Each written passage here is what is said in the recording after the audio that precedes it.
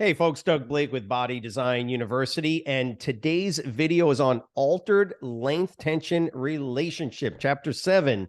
And there is a whole lot of confusion out of this short area of chapter 7. And this is on page 208, the actual concept of altered length tension relationship. And so I'm often asked questions as to exactly what does it mean, and that's a simple definition, and how does that affect the other areas in the textbook, and in particular the postural distortion syndromes. And that's also an easy answer. So altered length tension relationship is, you just got to look at the term. And again, if you're not familiar or you don't have any real experience in anatomy or phys, and we know most folks that try to take the NASM exam don't, it's really important that you kind of slow down, step back, and understand that for the most part, all of these elements, all of these concepts, terms, have an extensive array of academic material associated with them. And that's what we don't want you to do. We don't want you to get so caught up in how this stuff plays out in the world of therapy or in just in academia, right? And research. We would prefer that you stick with the materials the way NASM has them explained. Again, it's another reason why we say, please, please, please do not go outside of the NASM textbook as well as the BDU NASM exam prep materials. Stay within the little universe that has been created here, because every time you step outside and you go to Google and you go to YouTube, and there's great information, don't get me wrong, there's great information on all of this, particularly in chapter 7. However, when you go outside of their textbook, outside of the materials, particularly the materials that BDU has created to help you pass the exam, once you do that, you're now dealing with information that for the most part is not interested in helping you pass the exam. Please keep that in mind. We want to help you pass the exam. So it's their exam, it's their textbook. You take notes, you study, watch our videos, things like that, and make sure you are well within the parameters and the little universe we've created and that they've created to help you to navigate through to pass their exam. There's my introduction. So page 208, chapter 7. This falls under the subheading title of muscle balance. So in order to understand altered length tension relationship, see how I did that? Altered length tension relationship, you got to understand the basis of normal length tension relationship. And that's what this area is going to help you to understand. Now, it doesn't hurt to, when you're reading through here, to go to the heading title, length tension relationships. And remember, muscle balance is a subheading on page 207. You'll see there's muscular force, and then there's length tension relationships. Please keep in mind also, NASM has given you a lot of assistance here. They're basically telling you, they put it in blue so that you know when you see a term or word or concept in blue, it's going to be over onto the right side. Your job is to memorize. You got to know just the basic definitions and basic concepts. So length tension relationship, and again, it's important to keep in mind that they give you some great information. They also give you perhaps information that's confusing, and that's why I have to go over this with you, because if I'm asked anything by students that are confused, is figure 715. Now, let me just tell you why it can be a little confusing. If you're not confused by it, great. But if there's one part that confuses folks, it's this picture, and it's the length tension relationship, where on your y-axis you have force production potential, and on the x-axis you have sarcomere length. You got to know what a sarcomere is. That's the fundamental contractile unit of a muscle cell. Now, here's where part of the issue comes in. In general, and I think they even show it in the textbook, whenever you see a picture or a figure of a sarcomere or a muscle, it's horizontal. It's horizontal like this, right? don't ask me why, but for some reason they decided to put the picture of the sarcomeres vertical. And I know for some of you, you're saying, is that a big deal? And for some folks, it literally is. They've said to me, I don't get what that means. And once I say, well, it's a sarcomere that's vertical versus horizontal, and most folks go, oh. So just keep that in mind. The point here, looking at figure 715, is that the normal length of a sarcomere, right, that produces the highest tension is when it's at this length, right? So the normal length and tension that is developed at that length is shown on this little figure and the line. The point is that when a sarcomere, remember, actin and myosin filaments, right, they ride over each other, so to speak. Remember, you've got a myosin filament in the middle, and you got actin filaments that ride over it right to the center part of the sarcomere. And a shortened sarcomere does not have a lot of tension capability.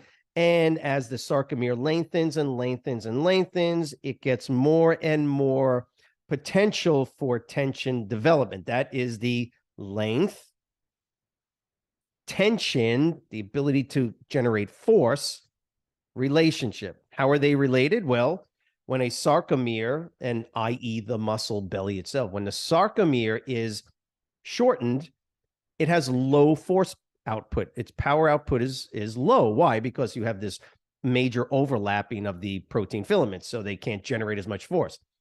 But as the sarcomere lengthens, and i.e. the muscle cell lengthens, the ability to generate force starts to go up, up, up. And there is this point in the sarcomere. There's a length. There's a specific length of the sarcomere where there is maximal power output, and that's what you're seeing in this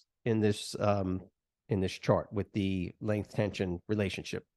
Then, as the sarcomere lengthens, reaches max power output, and at some point max out power output, and then as the muscle cell, i.e. the sarcomere, continues to lengthen as it gets longer and longer, it once again loses power output. It's all because of actin and myosin filament overlapping and the total number of cross bridges that can be created. That is the length tension relationship. This is a standard standard anatomical reality in your muscles, right? Muscles have a mechanical, there's metabolic, but they have this mechanical component to them, which is what allows them to create movement, right? Shortening and lengthening. Every sarcomere, right, has a myosin or multiple myosin filaments and the actin filaments that overlap and ride over them. There are points at which the amount of tension that can be generated by the individual sarcomeres and therefore the muscle cells are minimized, right, when the sarcomere is shortened and when it's lengthened well beyond its normal physiological length. And then there's like some point in the middle where you can see the max tension capability is being generated.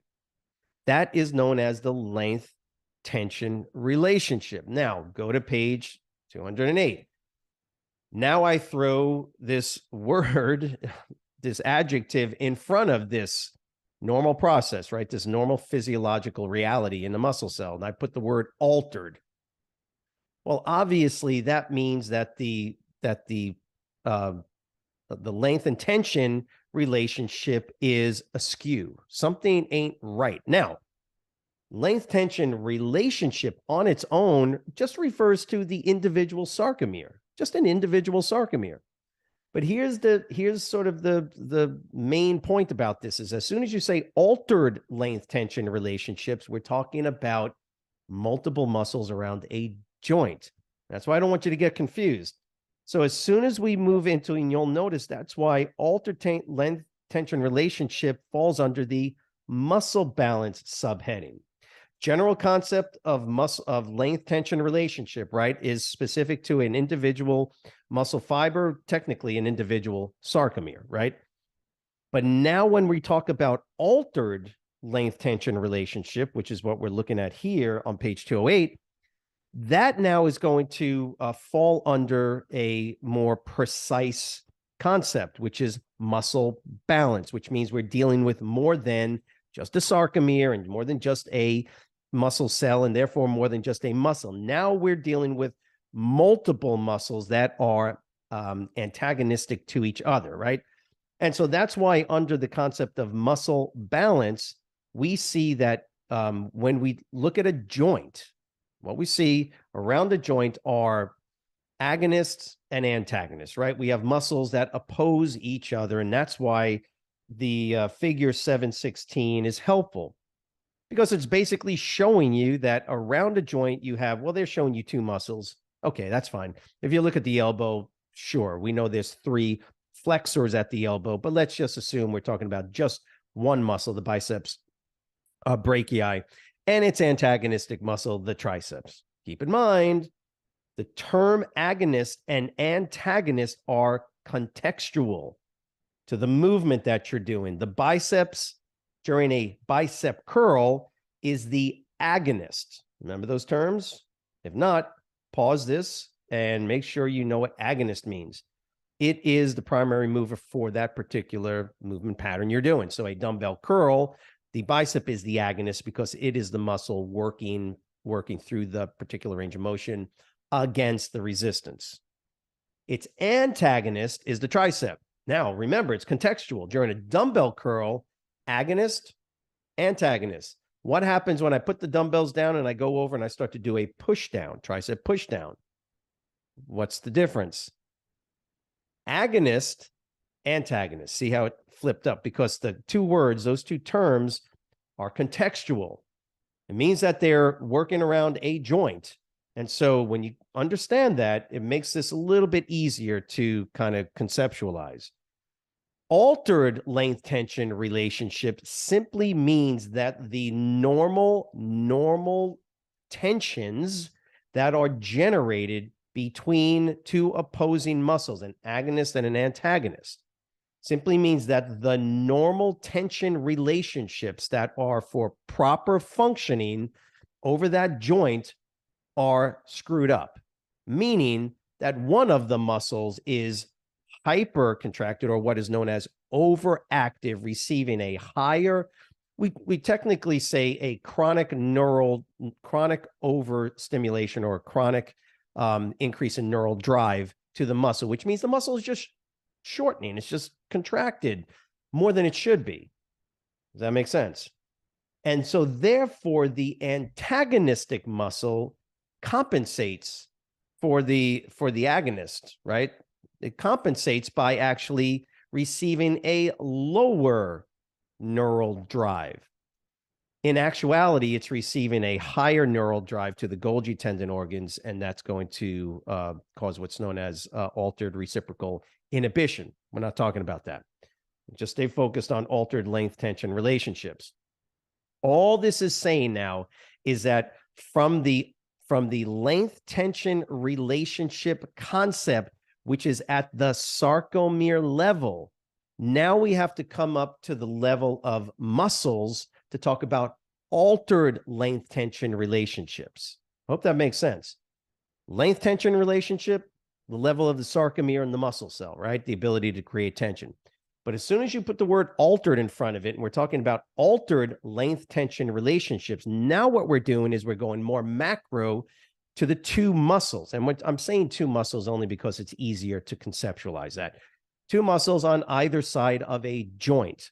So when we have altered length tension relationships, we have two muscles that should be at a specific length, a normal comparison between the two muscles and their length, right? Now we have one of those muscles is shortened, right? They're shortened more than they should be. And therefore, the other muscle now lengthens or becomes what's known as underactive. Now, if you haven't gotten to those chapters yet, you'll see and you'll understand why this concept is so important. Because as soon as we talk about altered length tension relationships, now we're talking about screwed up posture. And you're going to see it in later chapters where you're going to get to the postural distortion syndromes. And that's why this is so important.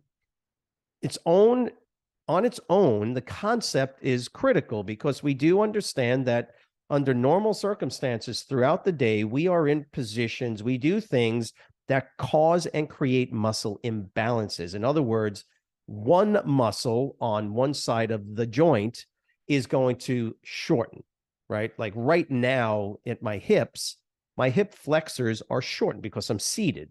And my hip flexors are going to sort of contract and shorten because they are being forced to be in a shortened position because of the actual positioning of my joint and my limbs.